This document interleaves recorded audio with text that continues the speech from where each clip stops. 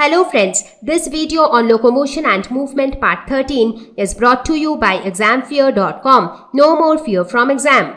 This we end our discussion on the muscular movements.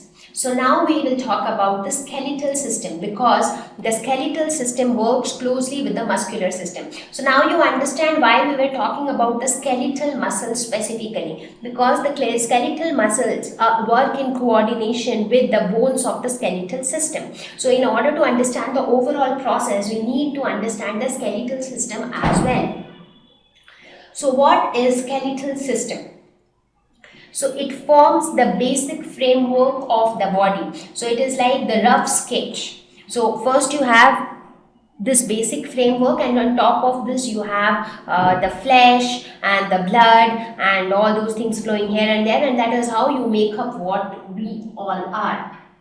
Right? So this is the basic framework. So without this, our body would not be able to support itself, because the skeletal system is made up of bones mostly, and the bones are strong enough to support the body. So they are composed of bones, cartilages and joints. So these are the things. Now they are mostly composed of bones. If you consider an adult human being, an adult human being's body is made up of 206 bones. So an adult human being. Now you will be surprised to know that in a baby who is born, how many bones are there? You might guess it to be lesser than 206, but actually there are almost 300 bones which are present in a baby. Now how the number decreases as the baby grows? What happens is that the smaller bones start to fuse together to form bigger bones, and that is how the number decreases from 300 to 206. So these many bones together form the entire skeleton of the body. So now what is the importance of the skeletal system? Why do we have a skeletal system? Why do we need this basic framework?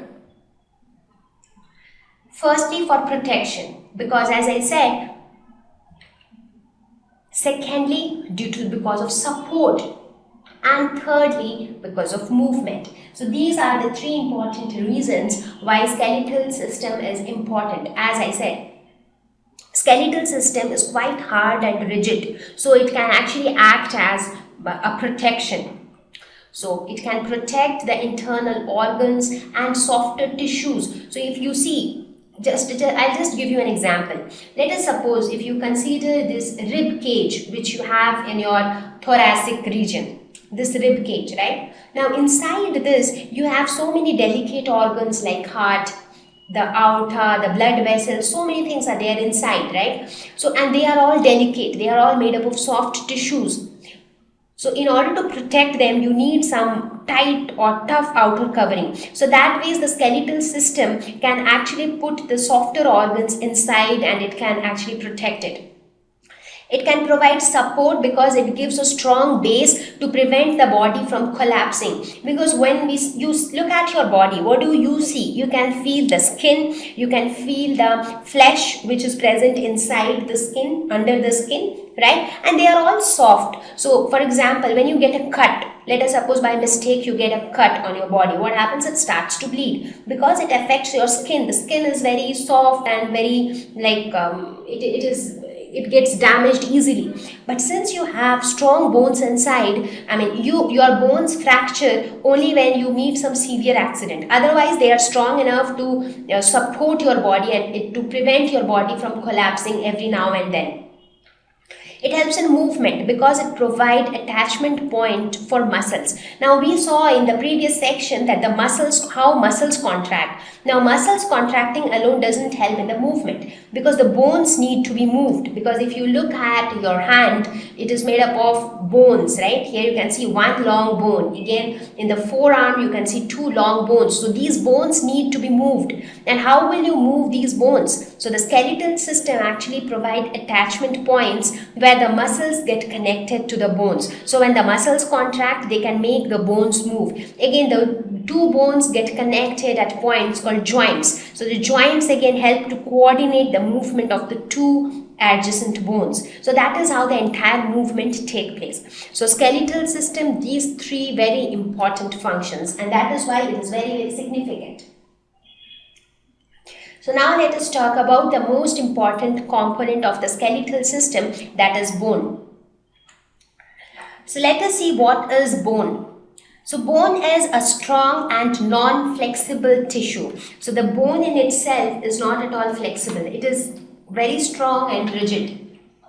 So it forms the framework of the body. So when you look at the entire skeleton, it is all made up of bones. So here you can see many such bones join together to form different parts. For example, many such small bones join together to form the feet. Again, long bones join together to form the entire leg. And that is how the entire skeleton is built up, with the help of bones.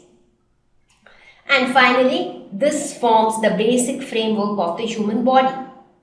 Now, if you talk about the structure of bone, it has an extracellular matrix, which is an extremely dense matrix, and due to this dense matrix, bones are not at all flexible. It is made up of calcium and phosphorus, and that is why it is said that the intake of calcium and phosphorus should be proper if you want to have healthy bones. And so that is the matrix. And what are the cells which are present in the matrix? The bone cells are known as osteocytes. And there are also tiny little holes in the matrix which are called canaliculi, and these holes help in communication between the osteocytes. So something like this. So this is the transverse section of a bone, where you can see these red colored structures which you see, they are the osteocytes, and there are small canals in between. So these tunnel-like structures are nothing but the tiny holes in the matrix. So they are the canaliculi. So which helps the osteocytes to communicate with each other. So this is how the structure of the bone is. Let us talk about the next component of skeletal system, that is cartilage. So what is a cartilage? It is a semi-transparent, elastic and flexible connective tissue. So bone was not at all flexible, but cartilage is more flexible when compared to bone. So mature cartilage is relatively solid. So in young cartilage is more flexible, but mature cartilage is solid. Where do we find cartilage? It is present in nose, ear, trachea, covering of bones in movable joints. For example, you can feel the presence of cartilage at your nose tip. So if you touch your nose tip and you try to move it this side and that side, you see that you are able to move it. That is because it has some flexibility due to the presence of the cartilage. Similarly, in your ears, you have the movable portion of your ear, right? The outer ear. So that is because of the presence of cartilage. So it helps to maintain the shape and flexibility of the organ, and also supports the structure. So even though it is also like bone, but it is not that rigid, so it provides some flexibility for movement. And most importantly, it is also present as covering of bones in some joints. For example, here if you see, this is a bone, this is also a bone, so they are strong, but the covering of the bone has cartilage because it is a soft, comparatively softer tissue, so it helps to provide a padded protection to the bones. So these are the areas where cartilage is present. The structure of cartilage, again, this also has a matrix, and the matrix here is solid. It is made up of proteins and sugars. And which are the cells embedded in the matrix? The cartilage cells are called chondrocytes. So here you can see this, the entire space is the matrix, and these cells which you see here, they are the chondrocytes.